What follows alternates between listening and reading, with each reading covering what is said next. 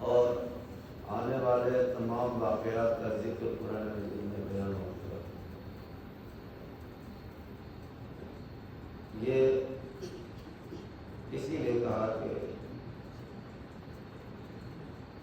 انسان قرآن مجید سے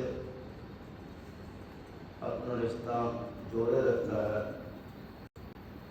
وہ دنیا سے آشنا ہو جاتا ہے، اور دنیا سے آشنائی کا سبب فقط قرآن مجید ہے۔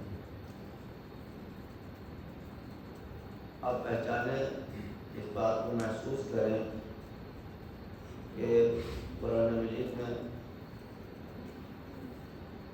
جن شخصیتوں کا ذکر کیا گیا ہے اور ان کے لیے ابتدا سے لے کر کے انتہا تک اور کئی صفات بیان کرنے کے بعد پروردگار عالم نے ارشاد فرمایا اولئک علی ھدی من ربہم، یہی وہ لوگ ہیں جو اللہ کی طرف سے ہدایت کے اوپر ہیں، وَأُولَٰئِکَ هُمُ الْمُفْلِحُونَ، اور یہی فلاح پانے والے ہیں، یہی نجات پانے والے ہیں۔ اس آیت کے اوپر جتنا بھی غور کیا جائے اس سے آپ کو یہ اندازہ ہوگا کہ خود اس آیت میں ہر اس انسان کا ذکر ہے جو ہدایت کے اوپر ہے، اور ہر وہ انسان جو ہدایت پر ہے وہ فلاح پانے والا ہے۔ اور یہ قیامت تک کے لیے قرآن مجید میں اعلان ہو چکا ہے کہ ہدایت کے بعد ہی فلاح کا امکان ہے، اور ہدایت کا ذریعہ صرف ایک ہے کہ انسان اپنی زندگی کے ہر کام کو قربتاً اللہ انجام دے، اور اس کے اندر سے ہر وہ خوف ختم ہو جائے، ہر وہ ڈر کہ جسے قرآن کہتا ہے کہ اس سے نہیں ڈرنا ہے، جس سے ڈرنا ہے، جس سے خوف کھانا ہے اس سے خوف کھایا جائے، اور جس سے نہیں ڈرنا ہے اس سے نہ ڈرایا جائے۔ اگر آپ نے اتنی باتیں محسوس کی ہوں تو میں چند لمحوں میں آپ کے سامنے ان نکات کی طرف اشارہ کرنا چاہوں گا، پہچانی کہ کون سی طاقت تھی ایک عام انسان اس سماج کے اندر زندگی گزارنے والا اور دنیا کے سامنے عام زندگی گزارنے والا انسان، اور اس کو پروردگار عالم نے اپنے اتنے بڑے کام کے لیے منتخب کر دیا۔ یعنی یہ عظیم ہستی ہے، اگر پہچانے، اگر سمجھیں۔ آج مثلا گزشتہ انبیاء کی تاریخ پڑھیں اور انبیاء کی تاریخ سے آپ اگر آشنائی حاصل کریں تو اس کے بعد آپ کو اندازہ ہوگا کہ امام خامنائی کتنی بڑی طاقت کا نام تھا، کتنی بڑی قدرت کا نام تھا۔ اور اس کے لیے صرف ایک واقعہ اگر آپ دیکھیں، ایک واقعے کو میں آپ کے سامنے گزارش کروں کہ پوری تاریخ میں جناب موسیٰ کا واقعہ اگر آپ پڑھیں تو جناب موسیٰ یا جناب ابراہیم علیہ السلام کہ جس دور میں پروردگار عالم نے ان کو دنیا کی ہدایت کے لیے بھیجا تھا، اس دور وہ بہت عجیب قسم کے دور تھے، ہر طرف کفر تھا، جہالت تھی اور سرکشی تھی اور بغاوت۔ آج اور اس زمانے میں پروردگار عالم نے جن کو بھیجا اور ان کے مقابلے کے لیے بھیجا اور اس انداز سے بھیجا کہ جاؤ ایک کو جا کر کے ہدایت کرو، ایک کو جا کر کے تبلیغ کرو، لیکن اس دور کو دیکھنے کے بعد واقعاً آج اندازہ ہوتا ہے کہ پروردگار عالم نے ہر دور میں ہدایت کا اہتمام کیا ہے، اور قیامت تک یہ ہدایت کا اہتمام ہوتا رہے گا۔ اور قرآن مجید میں دیکھیں، آپ سب سے پہلے محسوس کریں کہ ارشاد الہی وَقُلْ جَاءَ الْحَقُّ وَزَهَقَ الْبَاطِلُ إِنَّ الْبَاطِلَ كَانَ زَهُوقًا۔ یہ آیت جو ہے وہ اس کی شان کتنی عظیم ہے، ارشاد ہے کہ حق آیا، ان الباطل، یہ کہ جب بھی دنیا میں حق ظہور پائے گا، حق سامنے آئے گا، باطل مٹ جائے گا۔ تو باطل تو مٹنے والا ہے، لیکن یہ جو باطل مٹے گا تو کس کے ذریعے سے مٹے گا؟ یہ یاد رہے آپ کے کہ جب بھی باطل کا خاتمہ ہوگا کس انداز سے ہوگا، کیسے ہوگا، کیا تدبیر پروردگار عالم نے پیش کی ہے۔ اس لیے اس دنیا میں انسان کی بہت بڑی قیمت ہے، اور جو انسان اپنے آپ کو بالکل کچھ نہیں سمجھتا، بھی کچھ سوچتا ہے پروردگار عالم نے مجھے کھانے کے لیے بھیجا، بس سونے کے لیے بھیجا ہے اور چند کام میرے ذمہ لگائے ہیں، نہیں، بلکہ پروردگار عالم نے ہر انسان کے وہ ایک بڑی ذمہ داری دے کر کے بھیجا ہے، اور وہ ذمہ داری کیا پہچانے آپ۔ ارشاد ہو رہا ہے پھر فانتظروا انی معکم من المنتظرین، انتظار کرو، کس کا؟ فانتظروا انی معکم من المنتظرین، جس کا انتظار جو پروردگار عالم کر رہا۔ کون ہے کہ جن کا پروردگار عالم انتظار کر رہا؟ آپ ہی انتظار کرو۔ یعنی یہ عبادتیں نہیں ہیں، اللہ سبحانہ و تعالیٰ نے یہاں عبادتوں کا ذکر نہیں کیا یا کثرت سے تلاوت قرآن کا ذکر نہیں کیا ہے، بلکہ اس ہستی کا ذکر کیا ہے کہ جو آنے والی ہے، جس کے آنے کی وجہ سے باطل مٹ جائے گا اور حق جو ہے وہ ظاہر ہو جائے گا، اور حق جو ہے وہ دنیا کے اوپر چھا جائے گا۔ یہ 2-3 آیتیں بس اسی کے دائرے میں جو میں آپ کی خدمت میں باتیں آج کر سکتا ہوں۔ میں یہاں سے اتنا سمجھانا چاہ رہا ہوں کہ پہچانیں کہ پروردگار عالم نے ایک طرف انبیاء کو بھیجا، ان کے ذریعے سے جو کام لینا تھا لیا، لیکن بعض وہ ہستیاں ہیں کہ شاید انبیاء سے بھی بڑا کام پروردگار عالم نے ان کے ذریعے سے کیا۔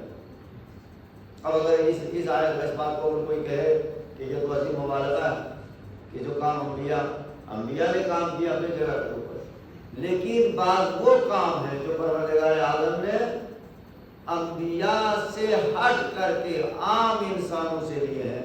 مثلا اگر آپ تاریخ میں دیکھیں کہ جس وقت جناب یونس اپنی قوم کی نافرمانی سے تنگ آ کر کے فرار کر چلے گئے، چھوڑ کر کے قوم کو جو ہے وہ فرار کر کے تو غلط ہے، لیکن قوم کی آج نافرمانیوں سے تنگ آ کر کے چلے گئے اور ان کے لیے بد دعا کی اور چلے گئے، کیونکہ قوم کسی اعتبار سے بھی جناب یونس کی بات کو ماننے کے لیے تیار نہیں تھی۔ توجہ کریں، آپ اس بات کو سمجھیں، قرآن مجید کی بات ہے، یہ پرانی بات ہے، لیکن تاریخ یہ کہتی ہے کہ جناب یونس چلے گئے، اور جب قوم نے دیکھا کہ واقعاً یونس نے جو کہا تھا وہ سچ ثابت ہونے والا، اب قوم کو احساس ہوا نہیں، اللہ کے نبی کی بات ماننی چاہیے، اللہ کے نبی کی بات ماننی چاہیے تھی، لہذا اس اعتبار سے اب لوگوں کے اندر ایک خوف پیدا ہوا، ڈر پیدا ہوا۔ جب عذاب کو سامنے دیکھا، اب یہ ہوا کہ نبی خدا تو موجود نہیں ہے، آج اگر کوئی عذاب سے بچائے تو کون بچا سکتا ہے؟ توجہ کرے گا، غور کریں اس بات کو۔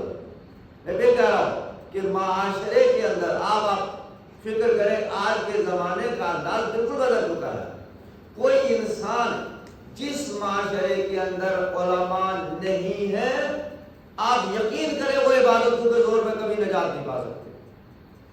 یاد ہے، میں آپ کے سامنے قرآن کی پڑھ، یہ غلط فہمی ہے۔ مثلا ٹھیک ہے، اب یہ کہ مثلا علماء کا اپنے کردار، بہرحال اس دور میں ہم نے امام خامنہئی کے اوپر علماء کو طرز کرتے ہوئے دیکھا، لیکن امام خامنہئی کا کچھ بگڑا نہیں۔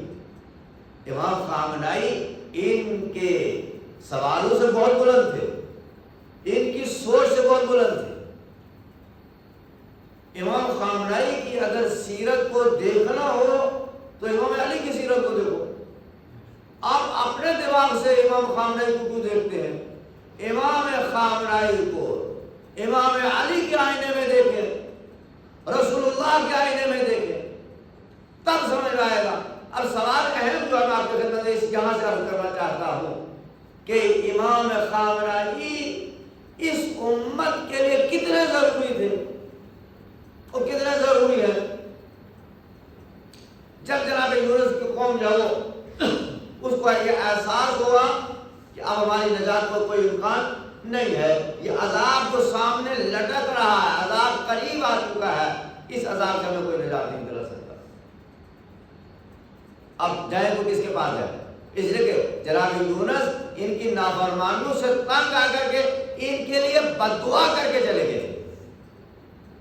خدا کے لیے قرآن مجید میں کیوں کہتا ہوں قرآن مجید کو پڑھا کرو، قرآن مجید کی تاریخی حقائق کو دیکھا کرو، واقعات قرآن کو پڑھا کرو۔ اس کے بعد یہ ہوتا ہے کہ جناب یونس تو چلے گئے، اب اس قوم کو کون نجات دے؟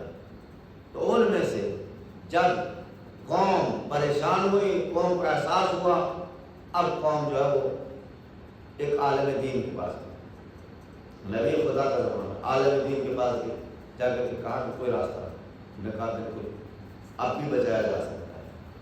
میں پھر کہہ رہا ہوں دعائیں اپنی جگہ تھی، نمازیں اپنی جگہ تھی، جتنی بھی عبادت کر لیتے اس عبادت اس وقت اس قوم کو نجات نہیں دلا سکتی تھی۔ بابا آج بھی میں آپ کے خدمت میں گزارش کر رہا ہوں، یہ عزاداری جو پوری دنیا کے اندر ابھی ہوئی ہے،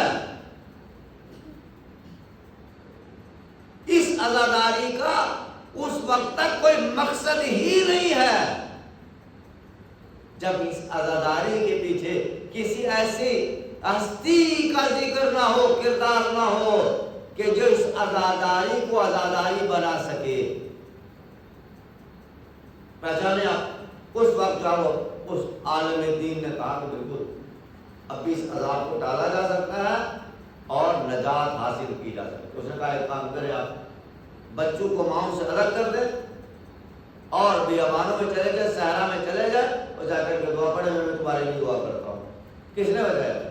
ایک عالم دین نے بچایا، جا کر کے ایک عالم نے بچایا، ایک عابد نے بچایا اور جا کر کے امت کو بچایا۔ اب جناب یونس توجہ کریں، جناب یونس نے آ کر کے جب دیکھا وہ واقعہ پورا اس بات قرآن مجید میں پڑھ سکتے ہیں کہ پھر جناب یونس کو جب اس بات کا احساس ہو وہ مجھے قوم کو چھوڑ کے نہیں جانا چاہیے تھا۔ میں پھر آپ کے خدمت میں گزارش کر رہا ہوں، تاریخ دیکھیں، حقیقت میں آج اسی واقعے کو دہرایا گیا ہے۔ امام خامنائی اگر کسی محفوظ جگہ کے اوپر چلے جاتے، یقین کریں تو امت کو نجات نہیں مل سکتی، نہیں، امت محفوظ نہیں رہ سکتی تھی، دین محفوظ نہیں رہ سکتا تھا، کوئی صورت نہیں تھی۔ امام خامنائی نے خود اس عذاب کے سامنے کھڑے ہو کر کے عذاب کو بھی ٹالا ہے، امت کو بھی نجات دی۔ اس کے مقابلے کون؟ یہ دنیا کا اس دور کا سب سے بڑا عذاب تھا امت اسلامیہ کے لیے، جو بالکل سامنے کھڑا تھا، جو پوری طاقت پوری قدرت کے ساتھ امت اسلامیہ کو نقشہ ہٹانے کے لیے آیا تھا، امت اسلامیہ کے چہرے کو بگاڑنے کے لیے آیا تھا، مگر امام خامنائی نے خود میدان میں کھڑے ہو کر کے اس امت کو نجات دلائی اور ہر اس کام سے پرہیز کیا کہ خود کو محفوظ رکھیں اور امت کو جو ہے وہ قتل ہونے کے لیے چھوڑ دیں، نہیں، خود میدان میں رہ کر کے جہاد کر کے پروردگار عالم سے ملاقاتی سوال پڑھے محمد والے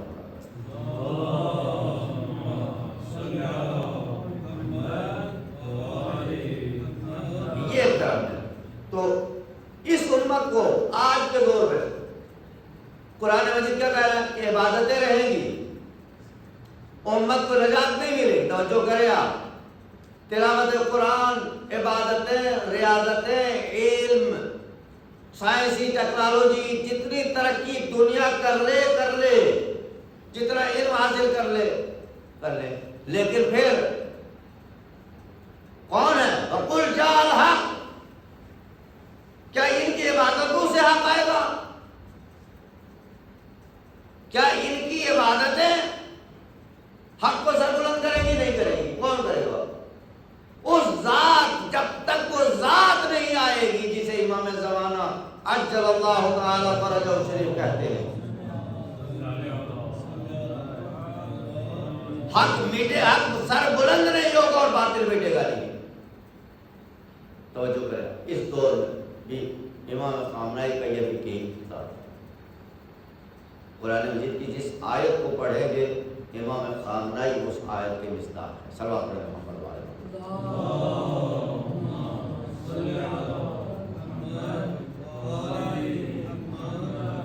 ایک کردار یہ دیکھیں۔ پھر میں کیوں ایک نقطے کی طرف یہاں اشارہ کرنا چاہتا ہوں کہ آپ یقین کریں پوری دنیا ایک طرف، امام خامنائی کی ذات ایک طرف، امام خامنائی کی ذات ایک طرف، اور یہ عجیب استھتی آج کے دور میں دنیا کہتی ہے کہ مثلا کسی نے سیرت امیر المومنین کو، زندہ سیرت کو نہیں دیکھا، کتابوں میں وہ دیکھا، زندہ سیرت کو نہیں دیکھا، امام حسن کی زندہ سیرت نہیں دیکھی، امام حسین کی زندہ سیرت نہیں دیکھی۔ یقین جانے کہ پروردگار عالم کا یہ بہت بڑا احسان ہے اس امت کے اوپر کہ ان کی وہ سیرت جو کتابوں میں ہے ان کو جمع کر کے دنیا کے سامنے پیش کر دیا، کتابوں میں یہ سیرت ہے، زندہ یہ سیرت، اسے پہچانے آپ امام خامنائی، بالکل وہ کردار ہے جو ائمہ کا کردار ہے، وہ سیرت ہے جو ائمہ کی سیرت ہے، وہ نقش ہے جو ائمہ کے نقش ہے۔ کیوں پروردگار عالم نے یہ زندہ سیرت ہے ائمہ معصومین علیہ السلام۔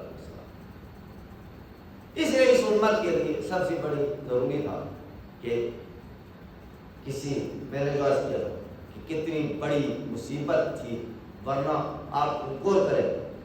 میں یہاں پہ اہم مسئلے کی طرف اشارہ کرنا چاہوں گا، مثلا قرآن مجید میں چند واجبات ہیں، اس میں مثلا نماز ہے، روزہ ہے، حج ہے، زکوٰۃ ہے، خمس ہے، جہاد ہے، امر بالمعروف اور نہی عن المنکر، اس کا حکم بہت واضح ہے۔ یہ میں ہمیشہ اس موضوع کو لاتا ہوں، ہر تقریر میں لاتا ہوں۔ غور کریں کہ اس دور میں بعض لوگوں کو پتہ ہی نہیں ہے کہ دین محفوظ کہاں سے ہوگا۔ یہ جو عبادتیں کر رہے ہیں یہ عبادتیں محفوظ کیسے ہوں گی؟ یہ عبادتیں قبر تک ساتھ کیسے جائیں گی؟ یہ بہت مشکل ہے۔ یہ کام نماز پڑھنا آسان ہے، 4 رکعت بس، وہ قبر تک ساتھ لے کے جانا کہ نماز وہ اس لائق رہے کہ جو قبر میں جا کے کام آ سکے، عبادتیں جو قبر میں جا کر کے کام آ سکے، یہ کون کرے گا؟ یہ کیسے ہوگا؟ وہ کیا کام ہے؟ وہ کام ہے امر بالمعروف اور نہی عن المنکر۔ یہ کتنا واجب ہے، یہ کتنا واجب ہے، توجہ کرے۔ یعنی تمام عبادتوں کے مقابلے میں یہ اتنا بڑا فریضہ ہے کہ جس کو آج کی دنیا نے دیکھا ہے کہ امر بالمعروف اور نہی عن المنکر کا اصلی مرکز کہاں ہے۔ اس کو لوگ یہ سمجھتے ہیں، وہ یہ کہہ سکتے ہیں کہ ہم نیکی نہیں کر سکتے، ہم جو ہے وہ امر بالمعروف نہیں کر سکتے، نیکی کی دعوت نہیں دے سکتے۔ آپ نہیں دے سکتے، کوئی مسئلہ نہیں، آپ نہیں دے سکتے تو کیا کریں گے؟ مثلا جتنے بھی لوگ یہاں مجلس میں بیٹھے ہیں، میں آپ کے سامنے ایک مسئلہ پیش کر رہا ہوں، آپ نہیں کر سکتے تو کیا کریں گے؟ کیا ختم ہو جائے گی قانون ہے؟ امر بالمعروف اور نہی عن المنکر ختم ہو جائے تو پھر یہ عبادتیں رہیں گی کہاں؟ فرمایا نہیں، ایسا نہیں ہوگا۔ جو لوگ امر بالمعروف نہیں کر سکتے،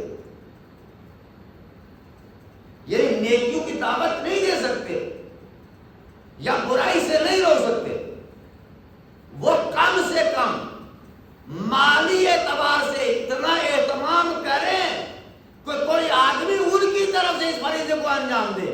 اگر خدا نخواستہ اس نے اس فریضے کو انجام نہیں دیا، مالی اعتبار سے کسی کے پیچھے کھڑے ہو کر کے کہ آپ یہ کام کرو، میں آپ کی مدد کرتا ہوں، مالی اعتبار سے یا کسی بھی اعتبار سے اگر نہیں کر رہا ہے تو یہ جانو کہ اس کی عبادت نہیں۔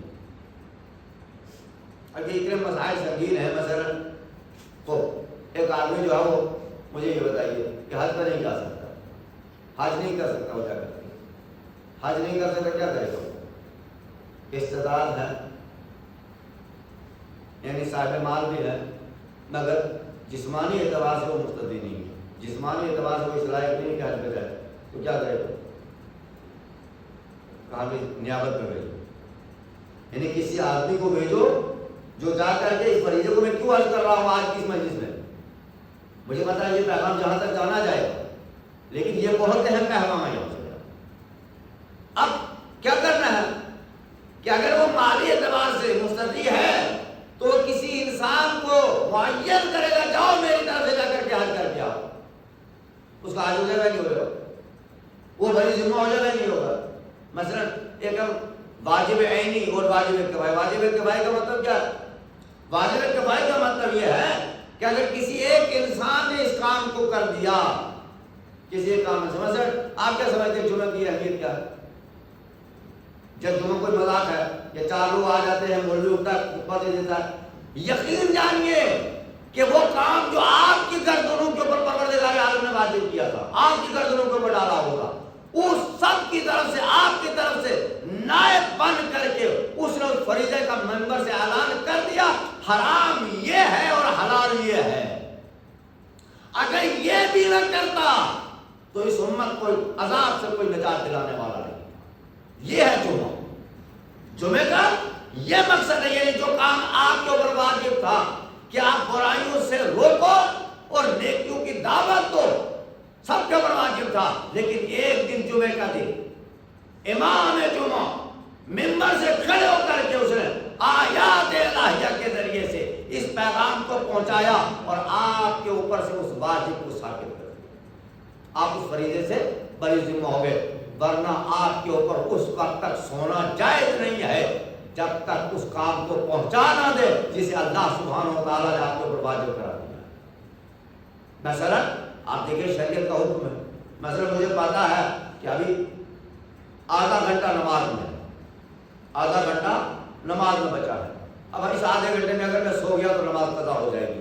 اب پوچھے جا کے شریعت کا حکم کیا ہے؟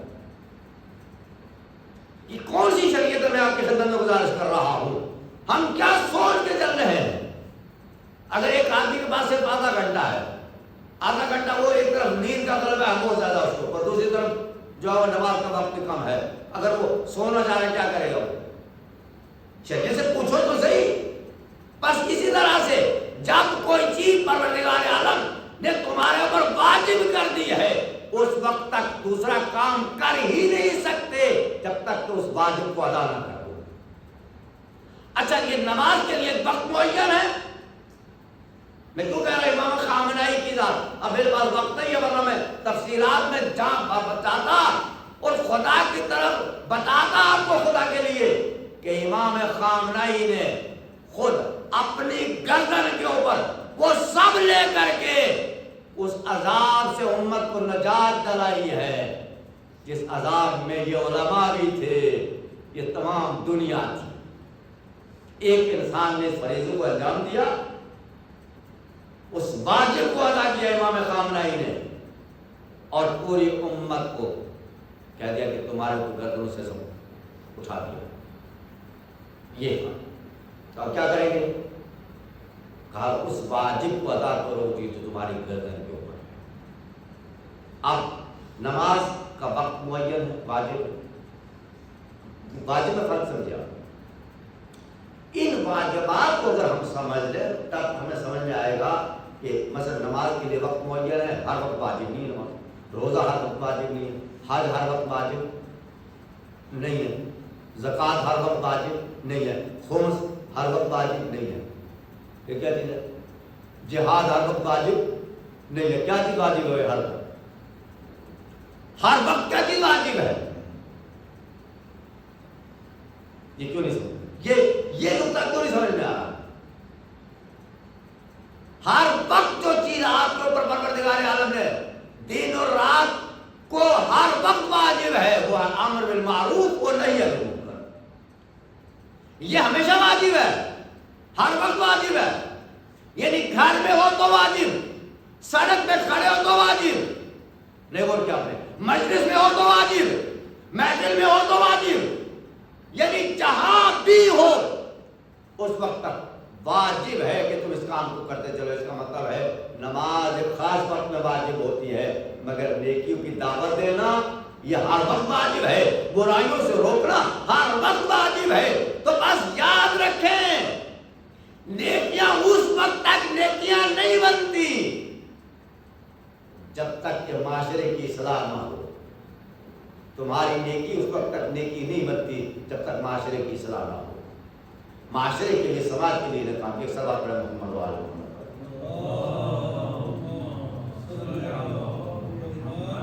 अच्छा, इस काम को हम में से कितने ने किया वाजिब? ये काम जो है मैंने आपको बताया कि ये सारे वाजिब बराबर है। अच्छा, लोगों ने ये समझ लिया कि नमाज बहुत बड़ा वाजिब है या रोजा बहुत बड़ा वाजिब है। नो भाई, आप कौन होते तय करने वाले? मेरी बात सुनो, आप कौन तय? मसलन डॉक्टर, मेरे वाले सलात में मोहम्मद वाले मोहम्मद पर,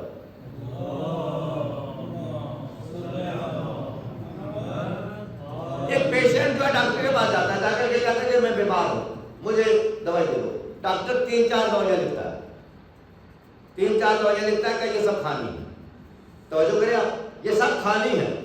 यानी अगर ठीक होना चाहते हो तो ये सब दवाइयाँ खानी है। अब आकर के हम ये कहें कि उनमें से एक पत्ता उठाए, ये खाना जरूरी है बस, बाकी ये जरूरी नहीं है, तो इसका मतलब है फिर आपको डॉक्टर के पास जाने की जरूरत नहीं थी।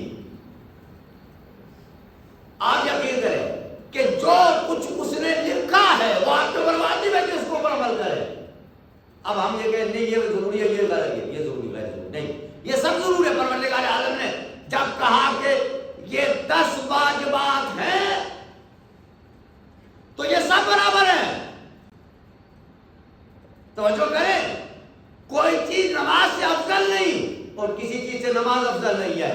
रोजा अपने मकाम के ऊपर वाजिब है, रोजे की फजीलत अपनी है, मगर वाजिब उतना ही है जितना नमाज है। हज, ज़कात, खुद, जिहाद। अब मैं इसीलिए इन बातों से आगे आया कि आमिर बिल मारूफ व नही अनिल मुनकर, ये इतना वाजिब था वालिदा जिसको ईरान ने अदा किया, अदा करके उम्मत को इस फरीजे से निजात दिला दी। अब तुम्हारे ऊपर वाजिब है, वरना दुनिया के हर इंसान के ऊपर वाजिब था कि आज के शैतान के मुकाबले में जाकर के खड़े होकर के लड़े। तो आप क्या सोचते, आप कैसे भी निजात पा लेते ना? अगर यकीन जाने ईरानी शोहदा ने, उम्मत ईरान ने कुर्बानियां न दी होती और उम्मत ईरान जाकर के सो जाती तो वाजिब था दुनिया के हर कोने के मुसलमान के ऊपर कि वो जाकर के आज के शैतान से लड़ करके उसको उसके मकाम में रोके। ईरानियों ने काम किया, कुर्बानियां दी, हमारे ऊपर से उस वाजिब को साबित कर दिया। सल्लल्लाहु अलैहि मोहम्मद वाले मोहम्मद।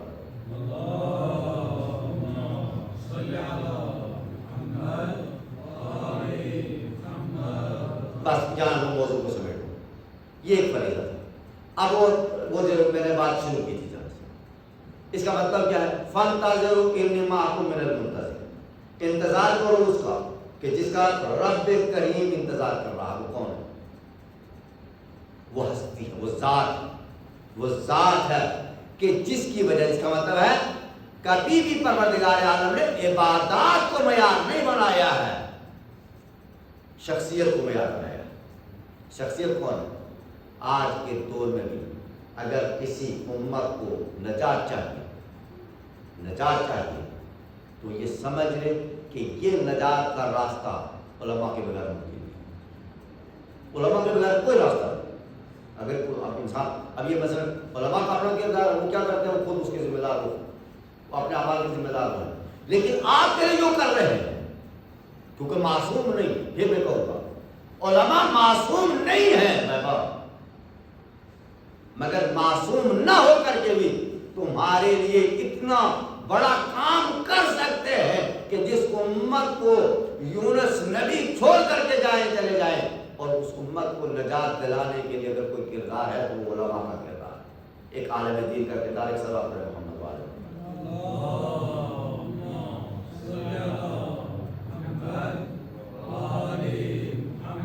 इस एतबार से बस इमाम खामनेई ने जिन कामों को अंजाम दिया, जो काम वो करके चले गए, आप यकीन करेंगे अगर गुज़श्ता अंबिया की तारीख में भी देखें शायद इतना बड़ा कारनामा नहीं मिलेगा। ये करैक्टर, ये किरदार नजर नहीं आए और पहचाने आप क्यों? असल یہ چونکہ انہوں نے کارنامہ اس لیے اتنا بڑا کارنامہ انجام دے دیا اور اتنی بڑی طاقت کے سامنے کھڑے ہو گئے کیونکہ یہ انبیاء کے کردار سے آشنا تھے، اور یہ پھر ایک بات جو کہتے تھے کہ ہمارے لیے اللہ کافی ہے، ہمیں کسی کی ضرورت نہیں ہے، ہمارے لیے اللہ کافی ہے۔ بس ایک جملہ تھا، ہمارے لیے اللہ کافی ہے۔ جب انسان اس منزل پہ آ جاتا ہے کہ اللہ کافی ہے تو اب انسان کے اندر کوئی ڈر وہ نہیں رہ جاتا۔ اب یقین کریں کہ واقعاً کہ یعنی امام خامنہ کے حوالے سے ہماری مسلسل یہ کوشش تھی کہ ایک اچھا پروگرام کیا جائے گا، اور کوشش ہے ابھی کریں گے انشاءاللہ، اور ان کی سیرت کو گفتگو کریں گے، ان کے مختلف حالات زندگی کو سمجھنے کی کوشش کریں گے۔ آپ یقین کریں کہ ہمارے لیے بہت ضروری ہے کہ امام خامنہ کی سیرت کو پڑھیں اور ان کو سمجھیں، اور یہ ہماری کوتاہی ہے کہ ہم ان کے حوالے سے وہ کام نہیں کر پائے جو ہمیں کرنا چاہیے، وہ کردار نہیں ہم پیش کر پائے، لیکن ہمارا پھر بھی کوشش رہے گی جاری انشاءاللہ امام خامنہ کے حوالے سے ہم ایک اچھا پروگرام کریں یہاں پر، اور ان کی زندگی کے اوپر مختلف کوششوں کے اوپر گفتگو کو یقین جانیں کہ یہ وہ سیرت ہے، یہ وہ کردار ہے امام خامنہ، جس نے آج ہمیں پھر ایک مرتبہ پوری دنیا کو یہ ثابت کر دیا وہ دین کہ آج حقیقت میں دین پہچانا گیا، اسلام پہچانا گیا، اور پوری دنیا اس بات کو سمجھ چکی ہے کہ اسلام کی طاقت کتنی بڑی طاقت، اسلام کا کردار کیا ہے۔ ایک امام خامنہ کی وجہ سے پوری دنیا کو جلوہ کے رکھ دیا ہے ان کی شہادت، ان کی شہادت پوری دنیا کو ذہن کو جو بدل دیا، سوچ کو بدل دیا، اور آج وہ انسان، وہ لوگ کہ جو کل تک اس نظام سے آشنا نہیں تھے، آج اسلام سے آشنا لیو دہرا ہوا دین بلو کرے حل، یہ غلبہ ہے آج، یقین جائے یہ غلبہ ہے دین کو اس وقت، اور یہ بڑی طاقت کا غلبہ، اور امام خامنہ کا وہ کردار جو انہوں نے ماہ مبارک رمضان میں حالت روزان اور روزے کی حالت میں تھی، اور تاریخ یہ کہتے ہیں کہ وہ ہمیشہ قرآن ان کے پاس رہتا تھا۔ میں ہمیشہ کہتا ہوں، نصیحت کرتا ہوں، قرآن پڑھا کرو، ہمارے پاس کچھ نہ ہو مگر قرآن، اور قرآن کے ساتھ جڑے ہو۔ اس وقت جس وقت آپ کو شہید کیا گیا، اس وقت بھی آپ تلاوت قرآن کریں، اور اپنے خانوادے کے ساتھ، اپنے گھر والوں کے ساتھ، ایک بچی کے ساتھ وہ کردار جو امام حسین علیہ السلام کربلا میں تھی، وہ کردار امام خامنہ